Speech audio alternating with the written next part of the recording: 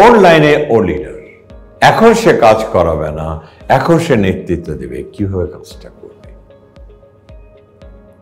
এখন সে যত বেশি সুন্দর করে নেতৃত্ব দেবে ততই দেখবেন তার প্রোডাকশন ভালো হবে, তার কোয়ালিটি ভালো হবে, তার কোয়ান্টিটি ভালো হবে।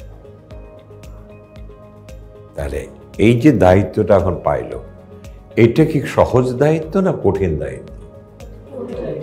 মানুষ চালানোর কারিগর হয়ে গেল, এখন কিন্তু মানুষ চালানোর কারিগর। এখন ও যদি আপনাদেরকে এই পার বাদ থাকুক, ও যত বেশি আপনাদেরকে মন জোগায় কাজ করাতে পারবে, এখানে প্রোডাকশন বাইরে যাবে, কোয়ালিটি বাইরে যাবে, শিপমেন্ট সঠিক করতে হবে। আর ও যদি সঠিকভাবে পরিচালনা করতে না পারে, কোয়ালিটি খারাপ হবে, কোয়ান্টিটি খারাপ হবে, শিপমেন্ট ডিলে হবে, ওয়েস্টেজ বেড়ে যাবে।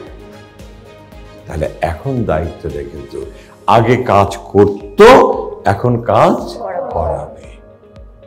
এই কারণেই আমরা তাকে লিডার বানিয়ে দিয়েছি, যে তুমি লিডার, তোমাকে আর আমি সুপারভাইজার বলবো না, তুমি লিডার।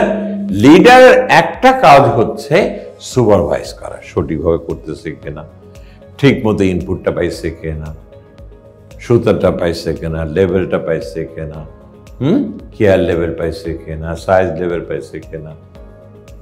এই তার supervisor is one of the role, but basically she is a leader. আপনারা সবাই এই কাজটাই করছেন। কেন লিডার বানাচ্ছি? আপনার একটা এখন কেন লিডার হয়েছে, তা লিডারের কি থাকে? একটা টিম থাকে, থাকে কিনা? এই যে টিম, এই লিডারের টিম হচ্ছেন